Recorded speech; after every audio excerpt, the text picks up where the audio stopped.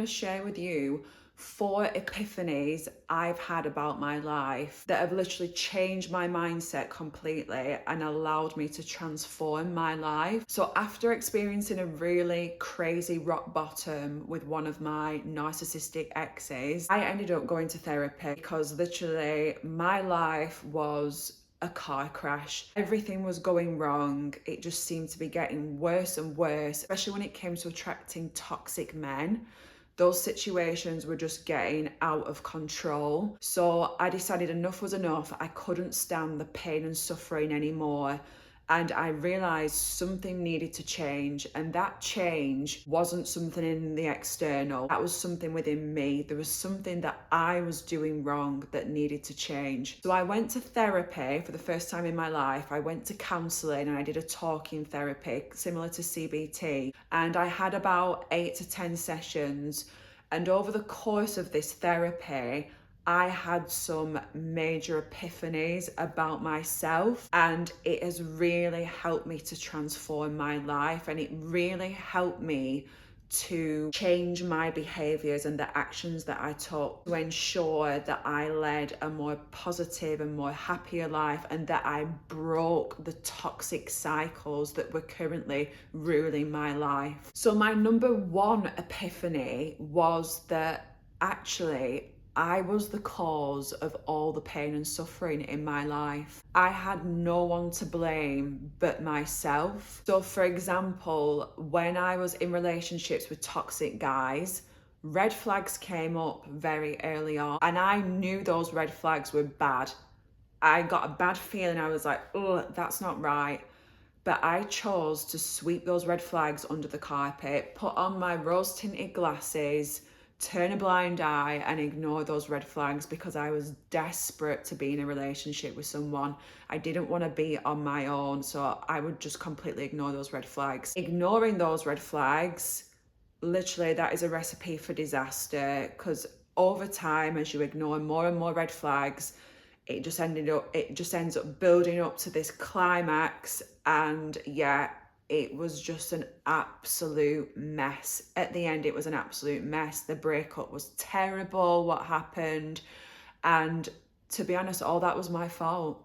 If I'd have just listened to my intuition and been like, you know what, this guy, he's disrespecting me. He can't meet my needs. He has like no clue how to meet my needs. Do you know what? I'm just going to call this relationship off because there's no hope for it. There's massive red flags here. If I'd have just done that, all that pain and suffering that I went through, that could have been avoided. So I had no one to blame but myself. And that was just one situation in which I was causing myself pain and suffering. But yeah, that was a massive epiphany for me, that I was to blame for my pain and suffering. And so if I was to blame, that meant that I needed to make changes within myself. My second epiphany, and this might sound weird to people, but I realized I like to suffer. If you'd have asked me at the time, Gabrielle, do you like suffering? I'd have said no. And obviously, if you ask most people in life now, do you like to suffer? They would probably immediately say no. But when I look back on my behaviors, and like I said, enduring the toxic relationships, but also the other ways in which I cause myself harm. So I picked my skin, I had a skin picking disorder, I had eating disorders, I tried to starve myself, binge drinking, I binge drank a lot and would get into like terrible situations with that. When you put all those things together, you notice a pattern where I kept myself trapped in suffering. So to some extent, that was what my brain was used to. That was my comfort zone. I sought out to suffer, which sounds completely crazy and maybe a bit sadistic. But yeah, that was another epiphany. I like to suffer. And now I think I still like to suffer in some ways. That seems to be what my brain likes. But now I allow myself to suffer in ways that are not at a detriment to my mental and physical health. So for example, when I'm working out at the end of a set, or when I'm doing my cardio, I'll push myself for the last few minutes, and that is suffering. But it's not prolonged, and after it I make sure to nourish my body, to take a rest. In the sauna, I also like to push myself to the brink sometimes, stay in the sauna for half an hour, whatever. And at the end, it's really tough. But obviously the sauna is really good for you. I always do it in a safe way. I always make sure that I'm with someone, but I really like to push myself. And another thing I've realized is that when we suffer, usually something really good comes out of it. So now when I look back, even though I went through all that suffering with the toxic relationships and stuff like that, something really good came out of it because I suffered that much and it was that painful. The self-inflicted suffering was that painful. I got to breaking point, I got to rock bottom, and I was like, enough is enough. I can't stand this anymore. And I made radical changes within my life. And that propelled me on a trajectory to this healing journey that I'm on now. And now I feel so much better, and I want to share what I've learned along this journey with others and help others. So I'm glad for that suffering. Third epiphany I had was that, considering all that destructive behavior that I did towards myself, I realized I obviously had a deep hatred towards myself. So I used to think when my life wasn't going in the way that I wanted, I'd go online and people would say, oh, you just need to love yourself. And I thought, well, I do love myself. I work out 4 times a week at least. I eat healthy. I think I'm a pretty decent person. But all those other things that I was doing, the skin picking, the eating disorders, the binge drinking, speaking to myself like crap every day in my head, beating myself down, they weren't signs of someone who loved themselves. And all those things cancelled out the healthy eating and exercising. And in fact, I would say those things, those behaviors, the eating disorders, binge drinking, skin picking, etc., those are signs of someone who hates themselves. And I realized I actually did have a hatred towards myself.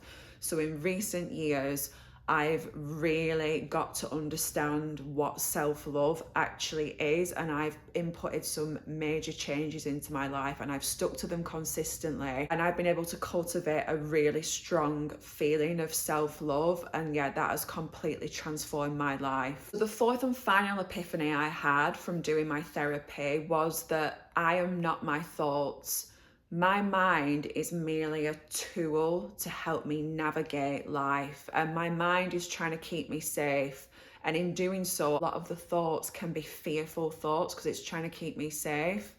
I realized as well at the time when I was going through the therapy, it's really important for me to realize I am not my thoughts and not believe my thoughts, because at the time, my thoughts were very, very negative. Literally, it was just a self-deprecating narrative that was beating me down every single day and literally destroying my life, because these thoughts were influencing my actions, and that was influencing the reality that I was experiencing in life. And I realized my mind was really broken and I was sick, I was poorly, and I really needed to fix my mind. And fixing my mind included fixing that narrative that was playing every single day and implementing things so that the thoughts that I were having were more positive.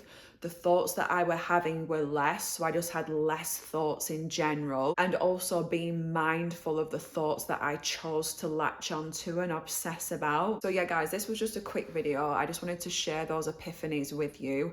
I don't know if any of them resonated with you. If you're feeling in a bit of a rut right now, if you're feeling lost in life, like you don't know your purpose, you're feeling depressed, I'm sure you will be able to resonate with some of those epiphanies that I had. I had those epiphanies at the start of my healing journey, and realizing those things about myself and realizing the things about my mind and how it was tricking me, it really helped me on my healing journey, and it really helped me decide what I needed to focus on.